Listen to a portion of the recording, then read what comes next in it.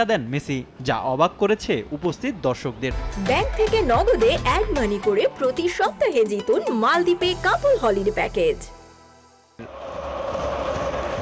পরে নিজের ভুল নিয়ে ক্ষমা না চেয়ে উল্টো উরুগুয়ের ফুটবলারদের বিষোদ্গার করেছেন বিশ্বকাপজয়ী ফুটবলার। সৌহার্দ্য তো দেখানিনি, উল্টো অভদ্রতার সীমা ছাড়িয়ে গেছেন মেসি। নিজের ক্ষোভ জেরেছেন ম্যাচ পরবর্তী মিডিয়া মিটে।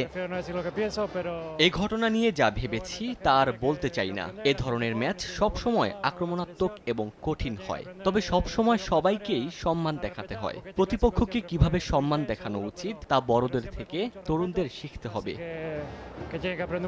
তবে এ হারের ক্ষত ভুলে ব্রাজিলের বিপক্ষে সেরাটা খেলার প্রত্যয় ব্যক্ত করেছেন আর্জেন্টাইন সুপারস্টার।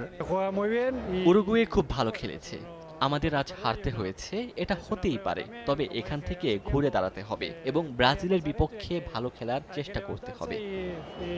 আগামী 22 নভেম্বর ঐতিহাসিক মার্কানা স্টেডিয়ামে ব্রাজিলের মুখোমুখি হবে বর্তমান চ্যাম্পিয়নরা।